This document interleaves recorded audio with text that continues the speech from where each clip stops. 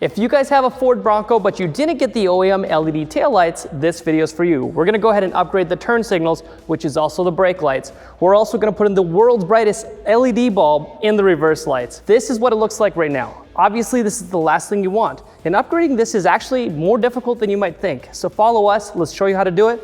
Let's get started.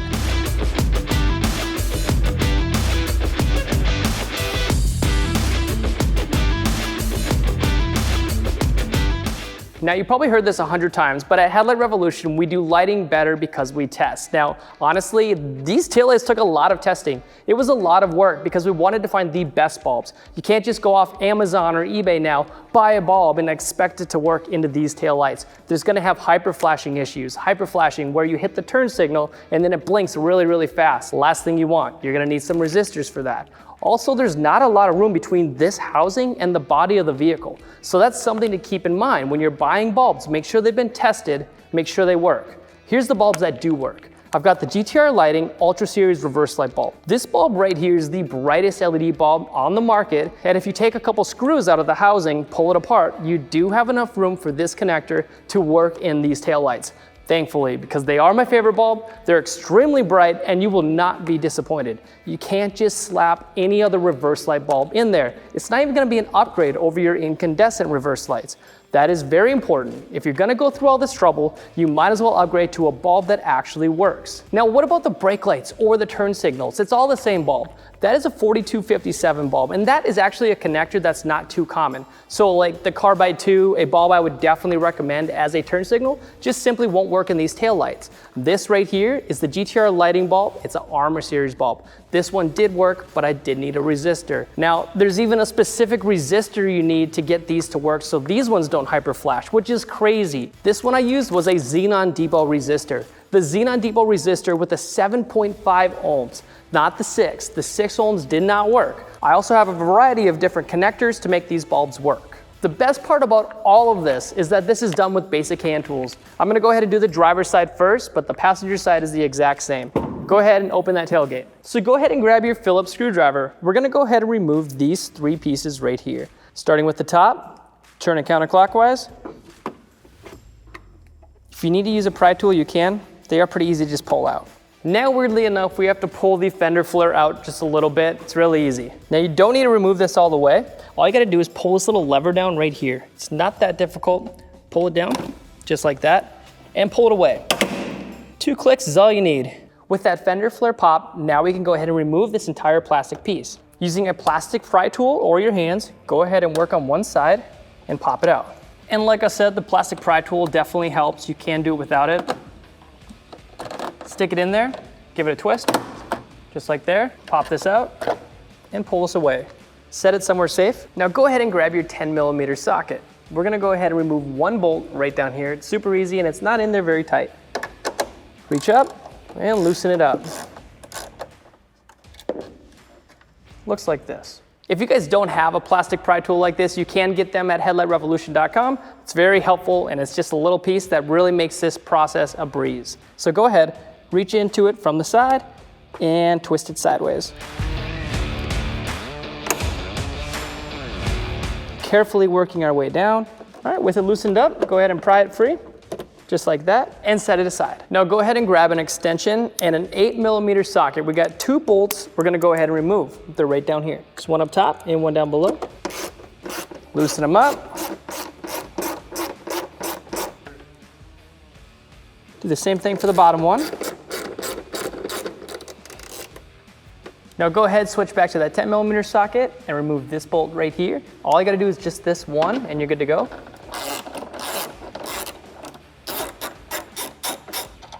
So now your taillight is loose, go ahead and pull it towards you and unplugging it. Just be very careful so you don't scratch up the paint. Now we're gonna go ahead and remove this clip right here.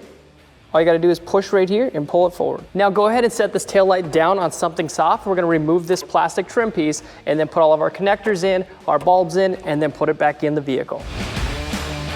So we're at the table and I wanted to show you guys the challenges that we had when we were testing different bulbs on this taillight. So Right now, as you can see, this plastic piece sits flush right up against the truck. Now that's an issue because bulbs like this generally have a driver and a bigger connector. This connector would go in place of the bulb, and then all of this needs to fit right here. Problem is, you can't fit it right here, put the taillight back in without this not sitting flush. So what we're going to do is actually remove this plastic cover. It's only 4 7mm bolts, so let's go ahead and remove this really quick, and I'll show you what we're working with. Before I do that, I wanted to show you guys this. Right here is the reverse light. Obviously, it's at the bottom. This is a 4257 bulb. That's the size connector. You need to get an LED bulb that says 4257 in order to make it work right here. Now, right here, obviously, would be the brake and turn signal bulb. This right here, as you can see, the lens is red. That means if you do put an LED bulb in here, make sure that LED bulb is red. Another challenge that we had, finding a red LED bulb in that size, the 4257. It's actually not as common as you think. I couldn't fit a carbide 2 in here, which I generally would recommend because those are really bright turn signal bulbs. So we're gonna go ahead, flip it over. We're gonna take these 4 bolts out, remove it, and we'll give you a little bit more room.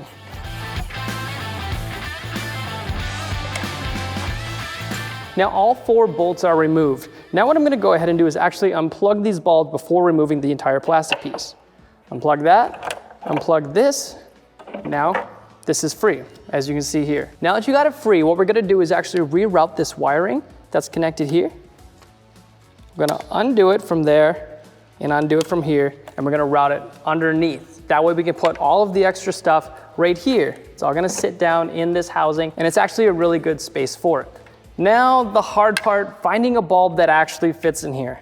That's why we chose, for your brake lights, the Armor Series bulb. You're probably wondering why we didn't use the carbide 2 bulbs. Well, the carbide 2 bulbs don't come in the 4257 size. So that's another thing to note, make sure you get the right size. Armor Series is the 4257. It does come in a red bulb, so that's what we're gonna connect in the brake area. So let's go ahead and put that Armor Series bulb in place of the brake that you had originally. Now, the brake you had originally looks like this. This right here is an incandescent bulb. These wire wound filaments on the inside of this bulb actually deteriorate over time, meaning over time they're gonna continually get less bright. They also have a very slow on and slow off. It's a very dated look, it's the last thing you want. That's why we upgrade to LED. They're gonna last a lot longer, they look a lot better, and when you're turning, people can actually see where you're going. So we're gonna throw this one away, grab your Armor Series bulb. If it doesn't work when you put it in the vehicle, that means it's polarity specific. All you gotta do is take it out, flip it 180 degrees, and put it back in. We'll get there later though. Now, let's go ahead and replace the reverse light. This too is a wire wound filament inside this incandescent bulb. This is a very terrible reverse light. It's got that dingy yellow looking color to it, and it's not very bright. A reverse light's designed for people to see you knowing that you are backing up.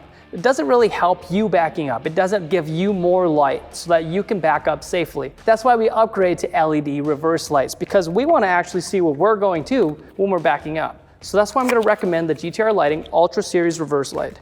This right here is by far my favorite bulb I ever put in a vehicle. I know it's a simple reverse light bulb, but it just works every time. So go ahead and get the bulb. Once you have the bulb, you're going to need the connector. The connector part number is GTR LED 439. This is a 4257 adapter, and inside you're gonna see a rubber grommet and a connector. We're gonna install the rubber grommet first, otherwise you're not gonna be able to get it to fit. It is a tight fit, it's a snug fit, but it does work. So go ahead and take that rubber grommet first, and we're gonna push it in here. I know it feels like a tight fit, but that's what we want. We don't want your reverse light falling out. Give it a little pinch. Now you can go ahead and put your bulb in, just like this. You can twist it, but barely, because it is a snug fit, and that's exactly what you want. Now go ahead and plug in that little adapter. There is a keyway, and it only goes in one way, which is very nice. Line it up. There's 2 arrows on it as well. Line those up, and give it a push. Now go ahead and take that waterproof barrel connector and tighten it down. Now this actually gets plugged into your OEM connector. Why did we take this off? So we had room to hide all of this below. So now let's go ahead and plug this in. We're gonna also plug in your brake light, and then we're gonna put this over top of it. Plug in your connector for your reverse light.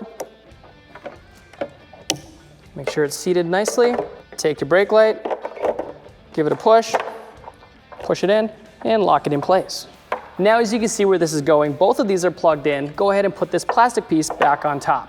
But wait, because we do have to mount a resistor. A resistor is simply providing resistance so the vehicle thinks you still have that incandescent bulb in. Since the LED bulb draws a lot less amperage, it's gonna think that the bulb is out. So the resistor is there in place of that, so that way you don't have any error codes or fast blink. So I'm gonna set this off to the side just to show you quick.